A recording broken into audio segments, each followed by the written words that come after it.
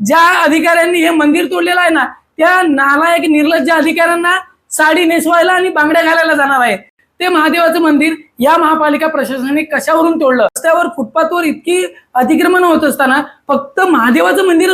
नमस्कार, मी नानासाहेब कोळेकर। आज इतक्या महत्त्वाच्या विषयावर मी बोलायला तुमच्या समोर आलेलो आहे। नालासोपारा पूर्वेतील गालानगरमध्ये ऐन श्रावण महिन्यामध्ये महादेवाचं मंदिर तोडण्यात आलं। महानगरपालिकेला एवढी अनधिकृत बांधकामं आहेत, एवढे फेरीवाले आहेत, एवढ्या जागा अतिक्रमण केलेल्या आहेत, त्या दिसलेल्या नाहीत, परंतु एक महादेवाचं मंदिर त्यांना दिसलं, ते देखील फक्त कठडा बनवलेला आणि त्याला चौकट बांधलेली। ते महादेवाचं मंदिर या महापालिका प्रशासनाने कशावरून तोडलं?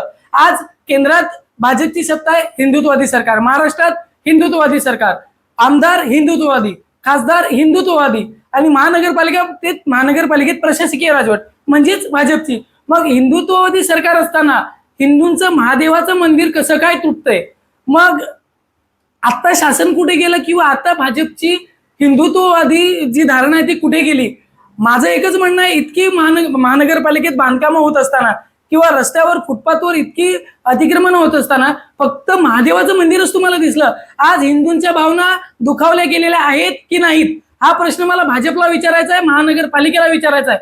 तेव्हा इतर ठिकाणी तुम्हाला कारवाईला जायचं असते, तुम्ही 17 नोटिसा पाठवता, MRTP कारणं देता किंवा 101 कारण तुम्ही देता, परंतु महादेवाचं मंदिर ऐन श्रावण महिन्यात तोडताना महानगरपालिकेला लाज कशी वाटली नाही? किंवा त्या अधिकाऱ्याने देखील महादेवाचं मंदिर तोडताना लाज वाटली नाही का? हिंदुत्ववादी म्हणून जे झेंडा मिरवतात ते आज झोपलेले आहेत का? तर या व्हिडिओच्या माध्यमातून मी तरुणांना आवाहन करतोय आणि सर्वांना आवाहन करतोय की सोमवारी दुपारी 12 वाजता मी जिथे महादेवाचं मंदिर तोडलेलं आहे तिथून ते महानगरपालिका कार्यालयापर्यंत चालत जाऊन ज्या अधिकाऱ्यांनी हे मंदिर तोडलेलं आहे ना, त्या नालायक निर्लज्ज अधिकाऱ्यांना साडी नेसवायला आणि बांगड्या घालायला जाणार आहे। जर हिंदूंमध्ये किंवा जे हिंदुत्वाचे झेंडा मिरवतात त्यांच्यामध्ये जरा जरी आत्मसन्मान असेल ना, तर सोबत या आणि त्या महानगरपालिकेच्या अधिकाऱ्यांना साडी घालायला माझ्यासोबत नक्कीच या। मला एकच म्हणायचं आहे, इतर ठिकाणी कारवाई करताना तुम्हाला 100 प्रोसिजर पूर्ण करता, मग श्रावण महिन्यात ऐन हिंदूंच्या देवतेचं महादेवाचं मंदिर तोडताना तुम्हाला जराही लाज वाटली नाही का? किती विकले गेले तुम्ही, आयुक्त भ्रष्टाचारी, नगररचनाकार भ्रष्टाचारी आणि सहाय्यक आयुक्त देखील भ्रष्टाचारी, आणि तुम्हाला दिसलं तर फक्त महादेवाचं मंदिर।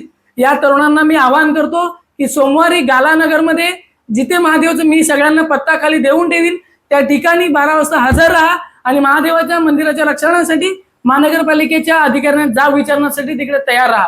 धन्यवाद।